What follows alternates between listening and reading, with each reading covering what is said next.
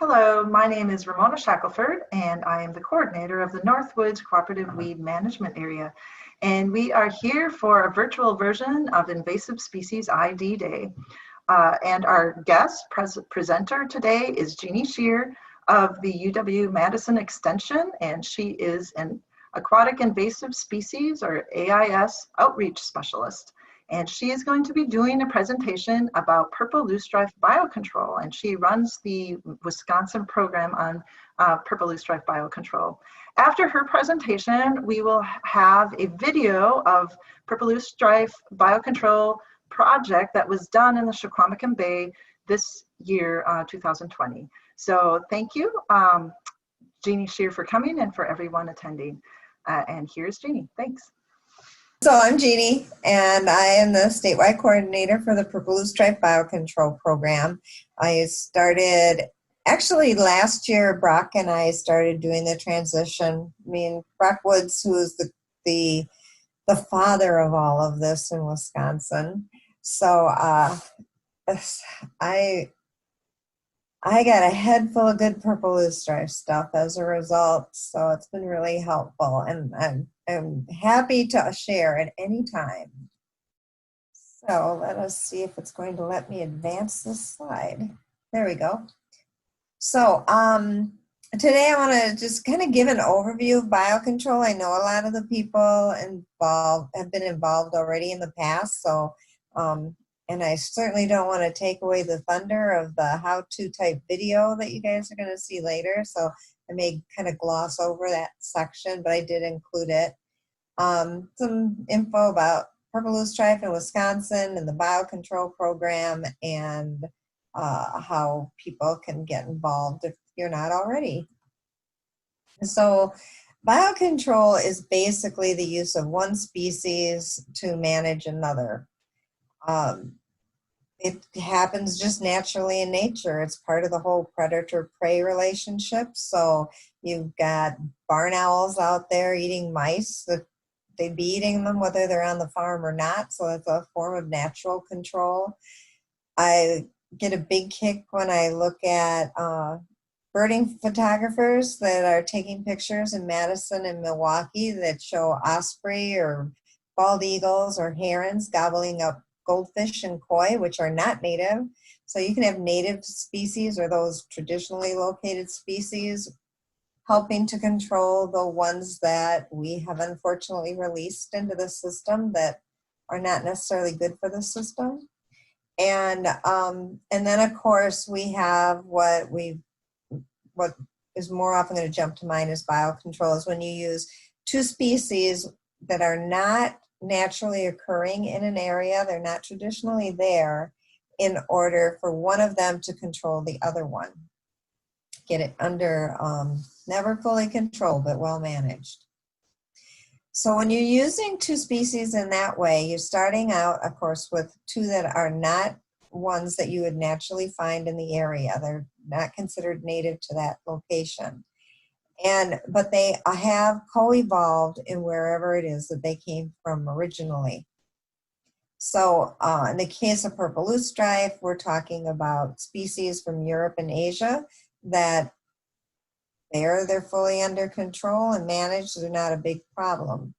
So it's a tool in the toolbox that is used for many, many species. The first project goes way back. I'm not quite sure which decade of the 1900s, but it actually started in Australia. I just learned that 2 days ago, so I had to share. Unfortunately, I didn't have to take the best notes at the time, but then it's really important that species that's being brought in to do the management is going to reproduce exclusively on the target species. So it doesn't matter if you're using a rust fungus to control Canada thistle or an insect to control another insect or any variety of biocontrol that we've got. They have to be very tightly woven into their entire life cycle. You can't use that control species if it is going to attack other species that are either closely related to your target or that could harm other species in the area, regardless of relationship. And you don't want to use it if there's going to be any other economic, environmental, or health impacts that are negative, including cultural impacts. But we wouldn't want to bring in something to the north that is going to, say, protect trees from emerald ash borers if it's also going to attack the bark on birch trees, because that could have big impacts to Native American culture. And none of us want Asian beetles in our houses like we had last 15, 20 years ago here in the South. I think they were brought in to control something that attacked corn. And for several years, we would have thousands of them on the outside of the houses and hundreds on the inside. And it was quite a challenge. But now it's really tightly regulated.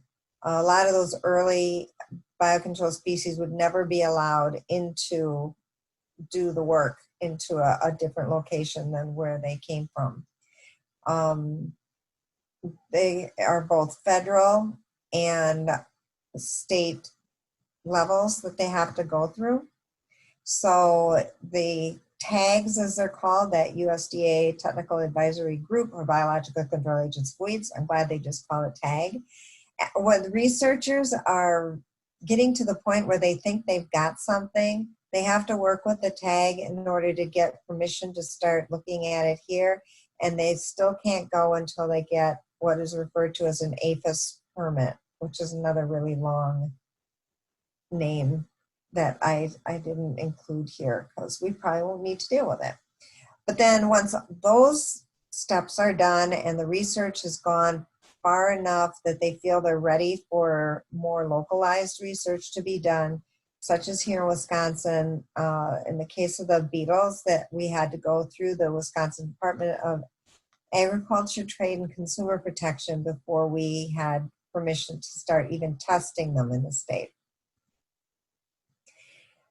As I mentioned a bit before, it's a management tool. It's not ever going to provide you complete control because of that predator-prey relationship. If you think of fox and rabbits, you know, the fox can eat lots and lots of rabbits if they're available, and it'll make the fox population go up, but they can get to the point where then there's not enough rabbits to support them, so they die back, and then the rabbit population goes up again. So it's that back and forth. It happens with biocontrol just like any other species. And of course, we've really seen the last several years how weather fluctuations and catastrophic events can impact our control efforts with purple loosestrife, and we can expect that happens in any type of biocontrol situation. And then the nice thing about not getting complete control is, at least for purple loosestrife, they can actually serve the pollinators. So they're not going to do the whole purpose, but if we can get it under control, other species that pollinators need can come in, and then you can end up with a little more balanced ecology. The reason we can't let purple loosestrife just take over is then you end up with, liken it to a buffet that only has one item and is only open from 4 to 5 on Thursdays. You're only going to get to eat then, and if you need to eat at 12 o'clock noon and have a couple things to choose from for either eating or for your nesting, then that buffet is not going to cut it. So if purple loosestrife is the only thing on the buffet in the wetland, we have problems. So anybody on here isn't already aware, that's purple loosestrife on the left. It really robust, healthy plant can get to 5-6 feet tall and drop 2 million seeds. Over time that we have been mapping it in Wisconsin, it has been found in every county in the state. And it's not just a Wisconsin problem. You can see it's very wide ranging, which is why biocontrol was an effort that a lot of money and time was put behind, because a lot of people had the same issue. It can be found anywhere that it can have those wet soil conditions, so lake shores, islands, drainage swales, along streams. There's a old plant hanging out on a cattail bog, and then roadsides, even it almost looks like a manicured roadside. That plant on the left is purple loosestrife on John Nolan Drive in Madison. It looks like it's probably been mowed off a few times or something because it looks stocky and it has a candelabra shape instead of being the taller, leaner shape that we see growing wild. So this is Brock, who I referred to earlier. Many of you may already know Brock because he was around and is still around. He started doing the research when it was allowed by DATCAP in the mid-1990s. He had 3-4 research sites down here in the southern part of the state. And his purpose was to make sure it was safe and effective, not going against any of those rules that I talked about earlier.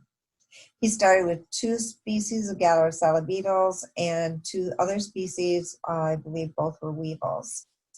And then in 1998, we felt there was a good handle on it. And so he began the Purple Loosestrife Biocontrol program, and he partnered with DNR staff, partnering groups like the weed management areas. Back then, they probably had a different name, I don't know. And then lots and lots of volunteers. Brock had a young family, and living on the limited term employee DNR salary wasn't quite cutting it.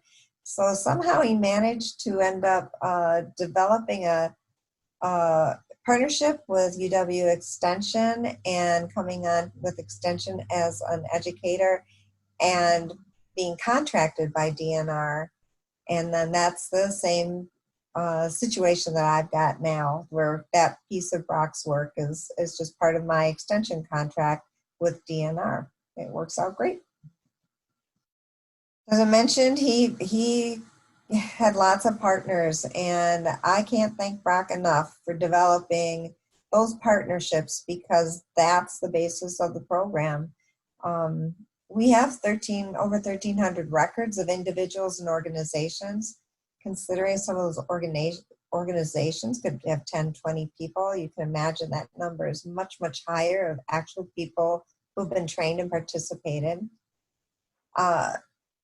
We have surely released several million beetles over the last 25, 26 years. And as a result, we don't import beetles from Europe or Asia anymore. We have naturally reproducing populations throughout the state. We can go to a purple loosestrife with a location that has a good population of beetles and collect the beetles for raising more through the program at those sites. There's a lot of important roles to play in this program. I stuck myself down there in the corner on the bottom of the right because what I do is not the meat of the program. I support the program. I get out and I do raise beetles myself and get them out. But the real action is through the volunteers and all the local and regional coordinators. And we're really moving towards that idea even more so now. Brock kind of ran all over the state, but his job was a little bit more hours on that than I've got to do it with. And it doesn't make sense anymore for me to run all over collecting beetles and getting them to people because just the weather alone, the beetles down here are generally ready 3 to 4 weeks before the beetles in the north. So for me to collect beetles and send them to somebody up north is not really productive for everyone up there. So the regional and local people that help out will be the main contacts for information as well as helping to find beetles, provide the beetles. Sometimes they lead an entire project. Sometimes they're just offering support. There's data entry involved. They can help with that as well as I can. I can as well. And then leading monitoring efforts, which is a really important piece that I'll talk about in a second. The volunteers can do any number of things. Not everybody wants to go out and dig roots and go out and do the sometimes hard work of releasing the beetles, but they're just perfectly happy sewing the nets, like you can see in that picture on the right. Every plant gets a long, about 6 foot long sleeve of netting, and it needs to be stitched up on one side. I provide the netting, but the sewing gets done locally. And then, of course, collecting the beetles. So there's lots of little pieces that everybody can play a role, which is that's part of what makes it fun for me, is just seeing how those puzzle pieces come together. If there's anybody brand new to Purple Loosestrife Biocontrol, here's my go-to reference that I've used for several years now. Golden Sands RC&D put this together a few years ago, and it just gives you the gist of, you're planning over winter, you're digging the plants in the spring because then you pot them up, and you're going to make those the home for the beetles that you're going to add. You're going to watch and maintain those plants, make sure there's enough water, and by late June to early July, the beetles are usually ready to be released. Then you just kind of keep an eye on things. The one piece that's missing is monitoring. We really need to know that we're working in an area where it's needed. So this time of year is great to just go out and find those big patches if you don't already know where they are. Report those to DNR, and then we can start talking about biocontrol for the following year. So a few pictures of what it looks like. We got Brock out there digging some rootstock. Just pulled that from a little video that he and I did once. As some pictures of the beetles, but the tall plants on the right is what they normally look like. They're not usually on a shoreline like I showed in the picture earlier. We put the rootstock dug into large landscaping type pots and let it start growing. Immediately have that sleeve over the whole thing so no predators get in there that might hurt your beetles or larvae later. Once it's about 1.5 feet tall, 2 feet tall, you'll drop in a few of the old beetles, as we call them, that are going through the mating and egg laying process. Down there on the lower left, you can see the eggs on a leaf and a larva climbing up a stem. The larva will go through 5 instars and then go into the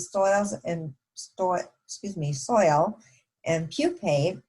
And when they come out as brand new beetles, they are starving. And if the larvae haven't already made a big mess out of your plant, those beetles are going to really make an impact chewing on that plant. And you may end up going out and finding a net full of beetles like you see on the lower right and hardly anything left of your plant, which means you really need to get those plants out because those poor little ones that you work so hard to raise are going to starve. So beetle releases are fun. You can go out in a boat or paddle out in your canoe or kayak or do it on foot like Zach there. It's totally dependent on your site and what your own capabilities are. Tools of trade are really simple. You don't need the cat. She's just taking care of my netting there. But you got to have your netting. You got to have a kiddie pool usually to put that in. There's a couple other options, but these are the basics. Helps to have some rubber footwear because you probably have to go dig around or do your release in wet spots. And some recycled landscaping pots, some good potting soil, and generally you are good to go from there. There's a few other little things, but that's the big stuff. And then for collecting beetles, people do it on their own, and like I said, the coordinators do it. Brock started this soda bottle contraption probably back when he began or soon after, and it's worked all these years since. You just go knock the beetles off into the bottle, and then you can put them in a bigger Ziploc bag. A lot of people collect directly in a Ziploc bag. And that tool at the bottom there is called an aspirator. So if you have a bag with, 40, 50, 200 beetles in it, you can use that to make them into smaller groups of 10 for putting on the plants within the netting. So that's a picture of Dara actually using the aspirator from last year. A lot of resources. You can always come to me with questions. You've got wonderful local partners that you can ask questions of. I try to keep them fully in the loop, so if anything new comes up, they're ready to help. This is a screenshot of the brand new look of the DNR's website. And so this is how the Purple Loosestrife page turned out. There's 2 ID links there that I included screenshots of. One is the brochure that we also have the paper copies of.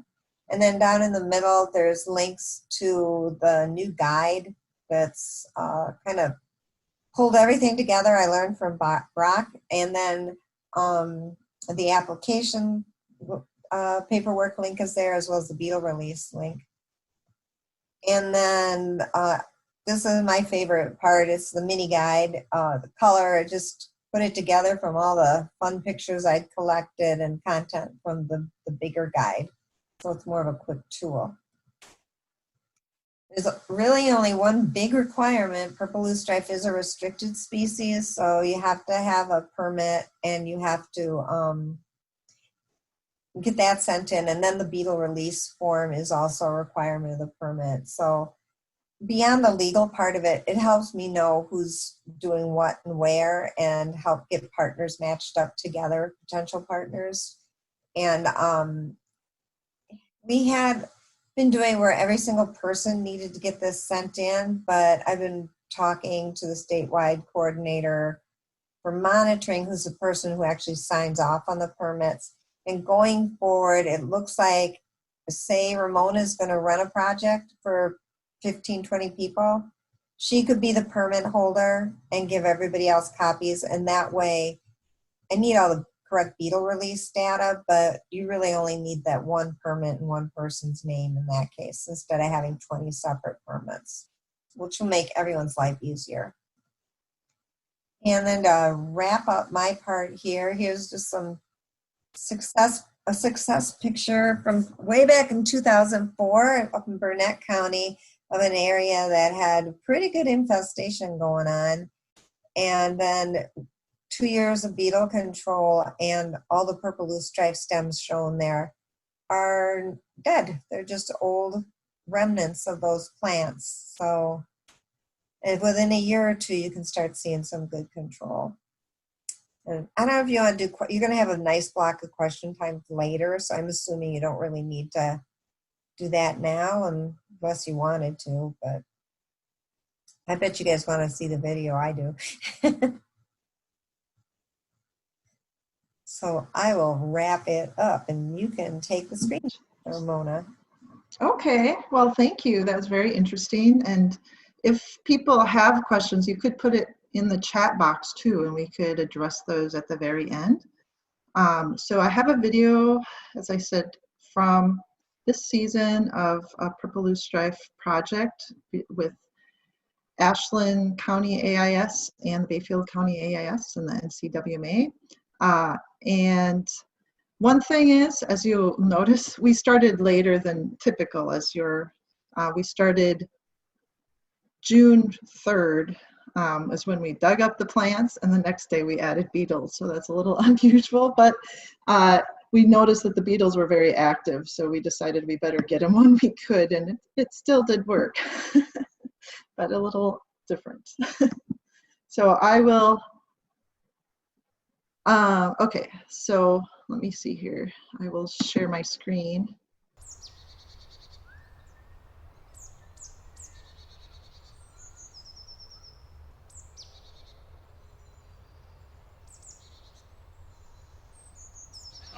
Hi everyone, I'm Scott Keevan. I'm the Aquatic Invasive Species Coordinator with the Ashland County Land and Water Conservation Department.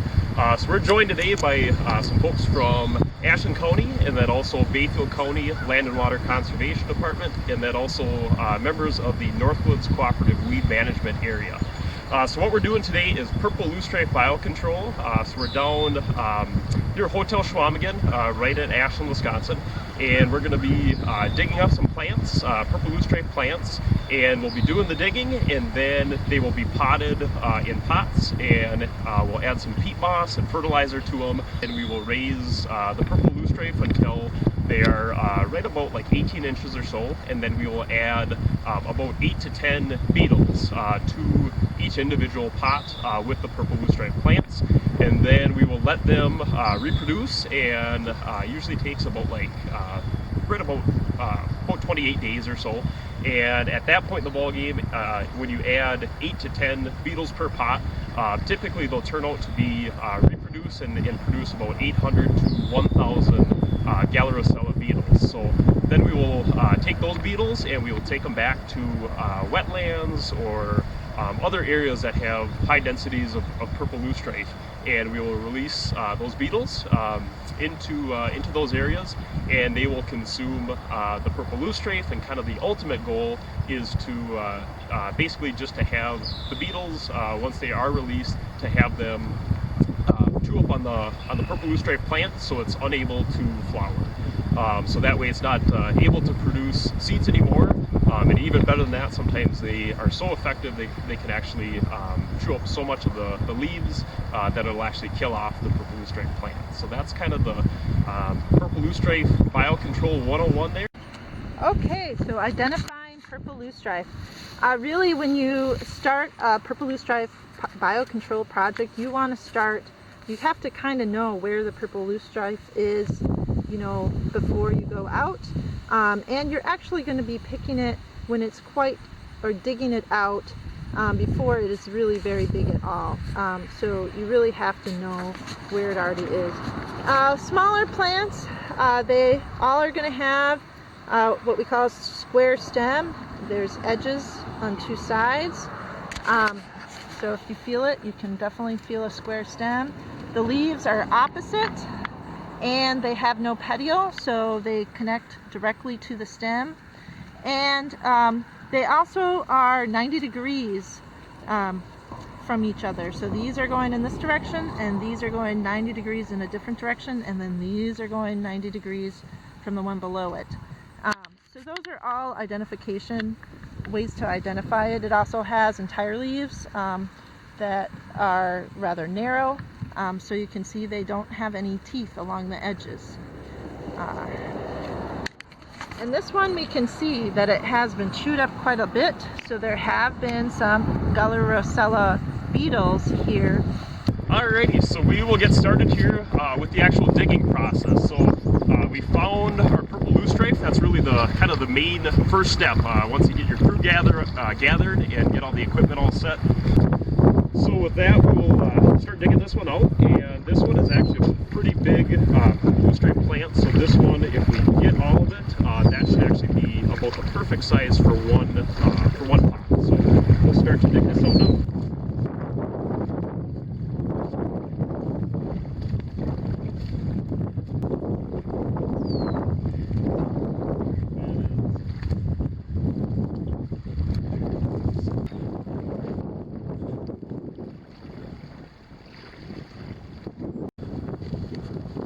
Basically just added enough peat moss and Miracle Grow just to make it kind of this, you don't want it too liquidy, but also don't want it too soft either. So kind of add enough where it kind of resembles its natural home. So like a wetland, or what the conditions would be, let's say along a lake or along a river, or a wetland that it would thrive in. So that's what we got here. So we got it all mixed up already. So the easiest thing to do is just to take one of these pots here, and you can get these at any like a landscaping place or pretty much any garden center. A lot of times after they're done using them, they'll give these out for free. So that's what we collected these ones here. So the first thing that we'll do is just kind of add, I would say about maybe 2 to 4 inches on the bottom, and then we'll add the plant, and then we'll kind of pack it around nice and tight. We got a nice kind of base for the purple Loosestrife plant. So we got just a few inches on the bottom, and then I put just kind of a small hole so it can really take root and really start to grow and thrive in this pot.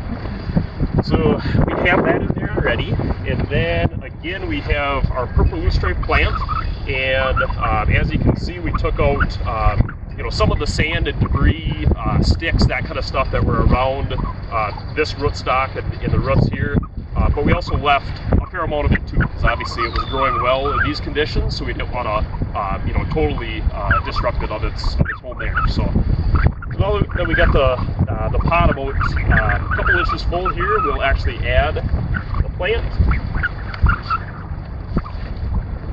And we got some pretty good growth already outside of the plant, and then we'll basically just add more of this peat moss and Miracle-Gro mixture, and you want to pack it relatively tight but not super tight. We want to have our Galaricella larvae, we want them to be able to crawl off of the plants and around the actual soil. So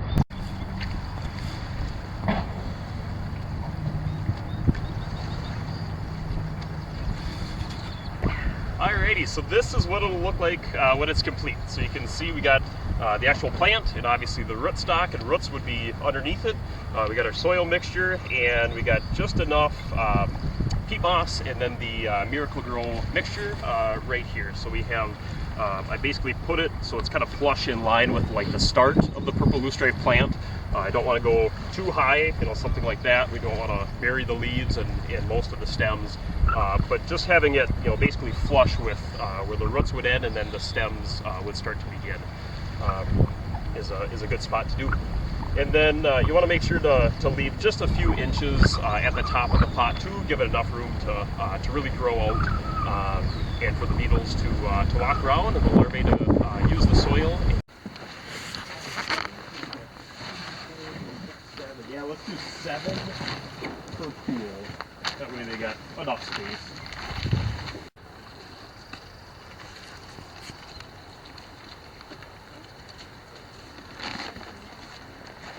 Our setup is all complete, so the only thing that's missing is now we need some Galaricella beetles to actually do the collection, and then also to bring them over to the visitor center and get them on our purple loosestrife plants. So that's what we're going to do today. I'd like to just show off real quick this lovely, very, very high-tech, very fancy piece of equipment. It's just a 2-liter bottle that we washed out with a lot of water. Make sure that that there's no water or pop or anything like that, anything in the bottle. So this is actually what we use to collect our beetles with. As you can see, we just chopped off the top of it and then just flipped it inside out and put the actual opening down at the center of the bottle. So basically what we do is go up to purple loosestrife plants that would have Galaricella beetles on there and just give them just kind of a quick tap and collect the beetles directly into this bottle here. You can see this pair right here, and they're actually literally mating as we speak. So we are going to collect this pair of Galaricella beetles and 1 pair of Galaricella beetles. Each beetle that you add can basically produce about up to about 1,000 or so beetles when they're able to mate. This is Tim Erickson. I'm an intern with Ashland County Land and Water Conservation Department this summer, and I'm out here helping Scott with the collection of Galaricella beetles for the purple Loosestrife Biocontrol. As you can see on this plant here, there are actually several mating pairs on it. You can see 1 pair right up there. And as you look further down into the plant, you can see a few more beetles. Another pair right there. And with the 2-liter bottle collection method Scott talked about, it's as easy as just kind of shaking them in. Some fall definitely a lot easier than others, but yeah, sometimes you can pop the leaf off and kind of brush them in, but they fall right down the hole there. Hi, my name is Kelly. I'm an intern with the Ashland Land and Water Conservation Department, and today we are doing biocontrol and finding some Galaricella beetles that eat the purple loosestrife plant. So here we have a plant, purple loosestrife, and you can see there's some beetles on here, so I'm just going to tap them in. And they're not coming off, so I'm just going to take the plant off and put it right in there. And we got some beetles. There's a couple more on here, but we're going to keep looking.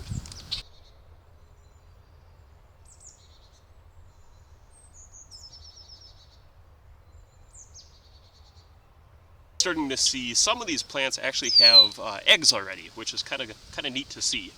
So they're actually reproducing and then laying their eggs. So we will kind of zoom up on that so you have a chance to see that.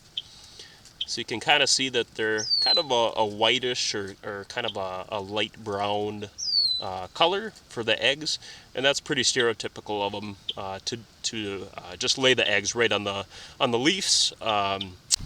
Alrighty, so we are back here at the Northern Great Lakes Visitor Center farmhouse here, and you can see we have our purple loosestrife biocontrol setup. So we have all of the pools full of water, and then we have all kinds of pots set up as well, and then within that we have our nets, and also we're in the process right now of putting beetles into each individual pot. So we've already hit all of these, all of the pots on this stretch. So we'll give you just a quick demo of how we do this. So it's a pretty simple process here. Normally with very mature purple loosestrife plants, typically we would add 8 to 10 beetles per pot. These ones are a little bit on the smaller side, so we'll probably back that down just a little bit and probably add about 6 or 7 beetles per pot. But again, on fully mature plants, we would definitely do 8 to 10 beetles. Some of these we've done just a couple more, right in that 8 to 10 range, and some of the smaller purple loosestrife plants and pots that they would be in, we're adding just a couple less beetles. So with that being said, Kelly's going to add 6 beetles to this pot. This is kind of a medium-sized purple loosestrife plant, so we'll add 6 beetles to this one. So she's got them all counted out, and we will add those there.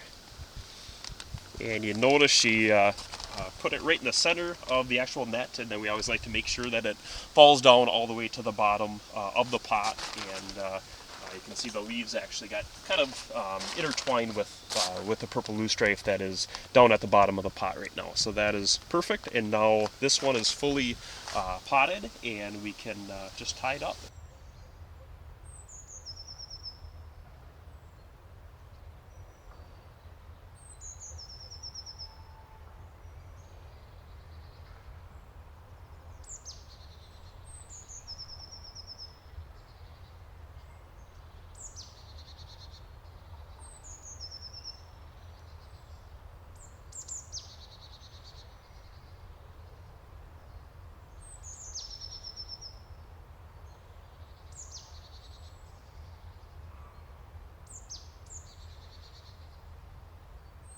Perfect. This is Tim and Scott checking back in. We're outside of High Bridge, Wisconsin right now, releasing these beetles today.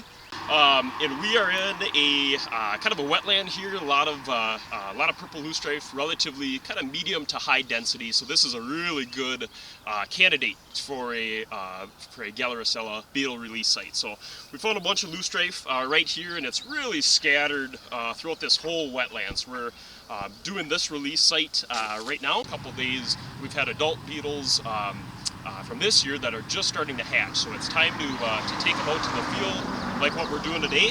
And here we are. So we are going to release our adult beetles, and then you'll also notice that there's a lot of larvae from the beetles as well that within the next probably, I would say, 2 or 3 days, maybe even a week, they'll start to form adult beetles. So they'll really start to hatch and be full adult beetles. So the newly hatched beetles, hopefully you had a chance to see, they're usually kind of a bright orange color compared to the adult beetles that we collected a few weeks back, about 3 weeks back or so. They were much darker, kind of a dark tan or like a brownish color, and then they had 2 small black stripes along the side. These would be a lot more kind of like an orange color, so you can tell that it's the newly hatched beetles from this year. So there it is, again, kind of that bright orange color to it, and much lighter in coloration than the adult beetles that we collected earlier on this June. So that is a newly hatched beetle, and that's exactly why we do this biocontrol process, to produce a lot more of these guys and to help control purple loosestrife in Ashland County. We're back out here at another site right outside of Marengo, Wisconsin, right off Highway 13. We introduced 2 new pots here. There's plenty of loosestrife around. As you can see, we've been going around and pulling some to add more food source to the pots here for these larvae that are hatching currently. And then along with that, there are a few taller plants we put these pots next to. We kind of try to interweave these with the introduced stock and the plant that's already in there, just so that as it grows, these beetles can move out and are already on a live plant to continue growing and then spread through this entire wetland. Alrighty, so as we're kind of wrapping up our day here, we got all of our beetles picked, and a question that we get all the time is, why do we do purple loosestrife biocontrol? And we do it for a lot of different reasons. Obviously, purple loosestrife is well known to crowd out our native vegetation along rivers and streams and creeks, and of course lakes and wetlands as well. And at the end of the day, we do it because we want to protect our waters from purple loosestrife and other invasive species. So the special place behind me is definitely near and dear to all of our hearts, especially in northern Wisconsin, and that's what we do it for, to protect our waters. So we'll let you get a shot of that.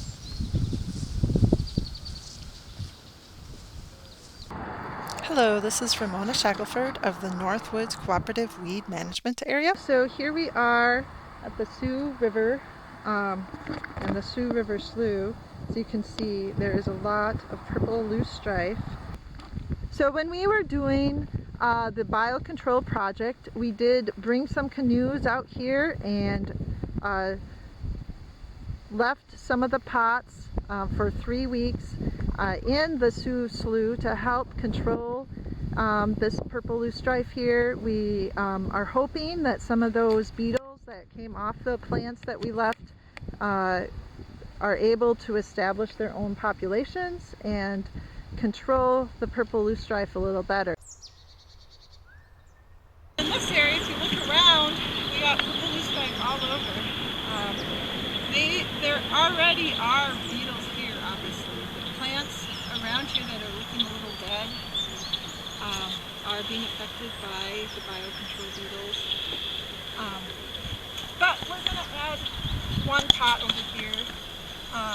And this pot, there's not a lot of beetles up on the top, but there's probably a lot of larvae in there, and the beetles will be hatching soon. So I'm going to take it out, and then we'll mark where it is and leave it there for a few weeks and come back after the beetles are able to disperse in the area.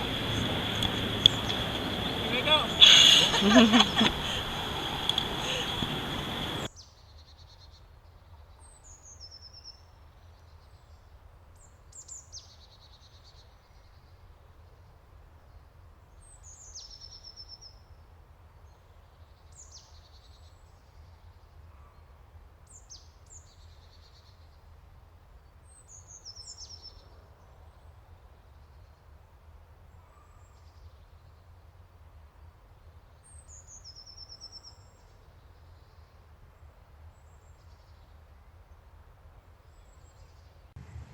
Okay.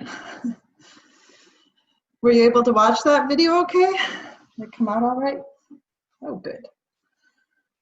So I don't know if there are any questions about the video. I wasn't,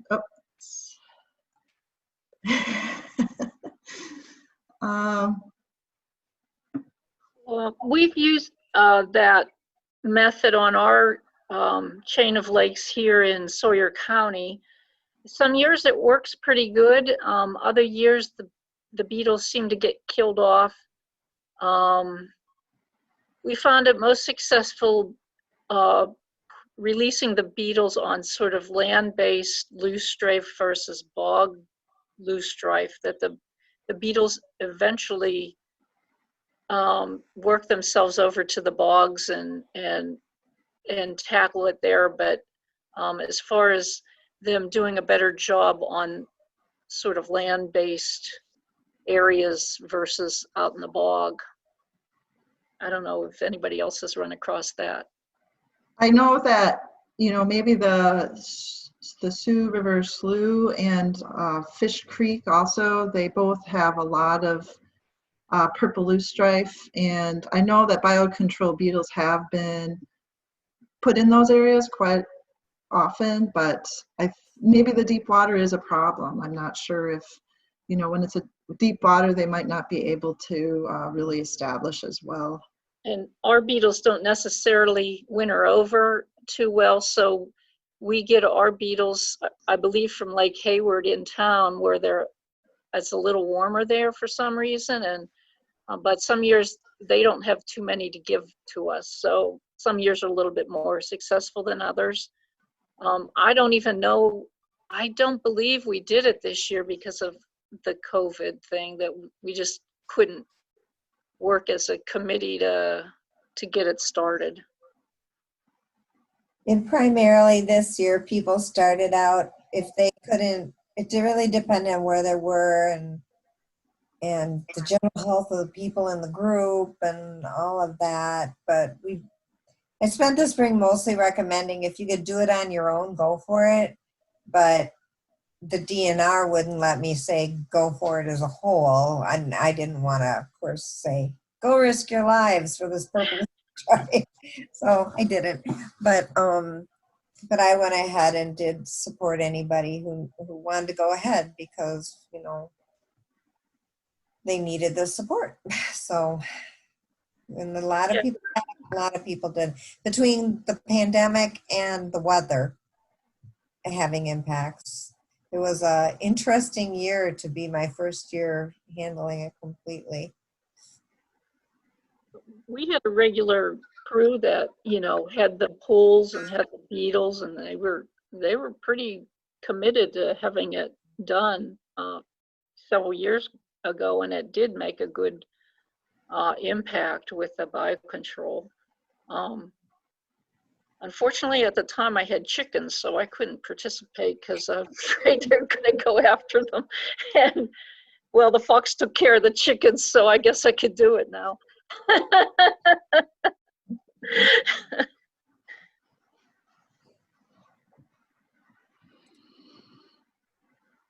Okay. So there's a question if there's places to collect beetles in Bayfield County. And there are different places that, we got our beetles actually just by Bayfield. There's some roads that have beetles. A lot of plants have beetles on them. If they're in an easy accessible location, the beetles do move around. So yes, if people have questions about locations, I can help you with that. So you could contact me by email. Are there any other questions or comments? I have one weird comment, and that is, in my pollinator garden, which I got donated by various friends and flea markets and stuff like that, I have something called gooseneck loosestrife, and I wondered, I don't know that that's native, and it seems fairly aggressive, but right now it's contained in my garden, and I don't know if I should try to get rid of it or not. I mean, the bees love it. It's like a white, drooping, spiky plant. Never heard of it? I'm familiar with it down here. I know that we had a planting of it in our town square, and it grew super thick, and it was right where we had the farmer's market. And one day I asked one of our local landscape people, it was really good, what it was, because people were always asking about it. And she said it was the gooseneck, and she said, but I would never plant it anywhere because it's really aggressive. So it's not maybe something that, I don't know if it's ever even been looked at or not. I don't have that history, but I wouldn't let it out of the garden because it grows super thick and it grows in the space. Right now it's contained, but I'm like, I don't know about that, but the bees and the hummingbirds just, they're just all over it. So I'm giving it a break for a while, but I'd have to pull it.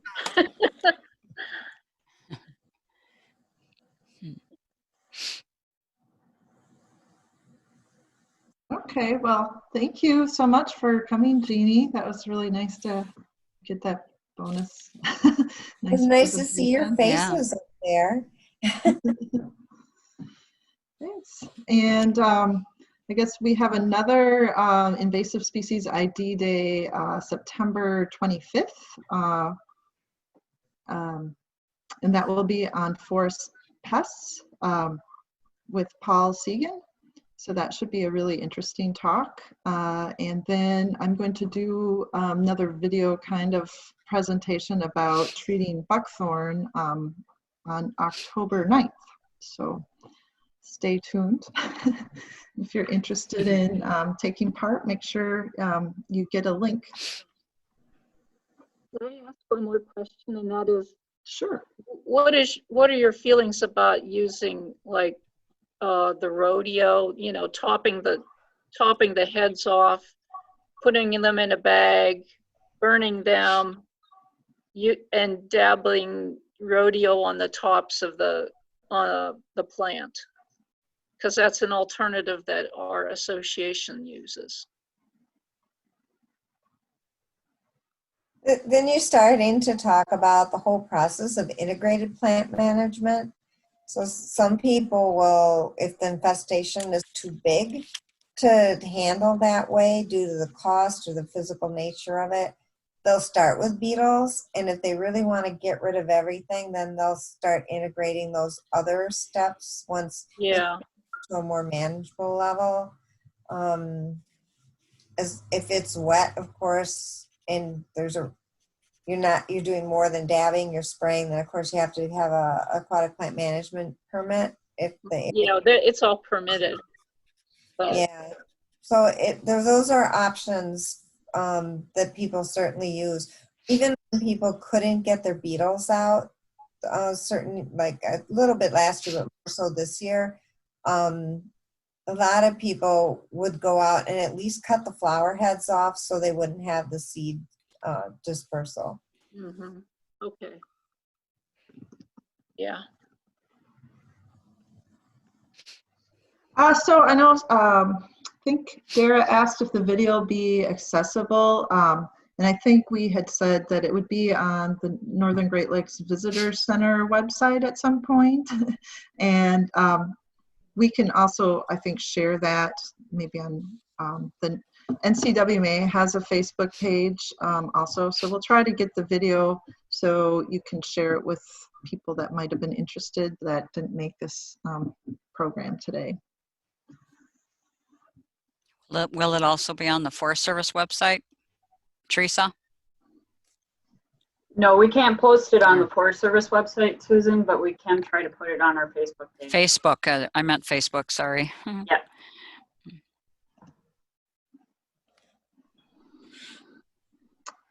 Okay, well, thank you everyone for coming. It was fun. Yeah. Thank you for inviting me. Yeah, thanks.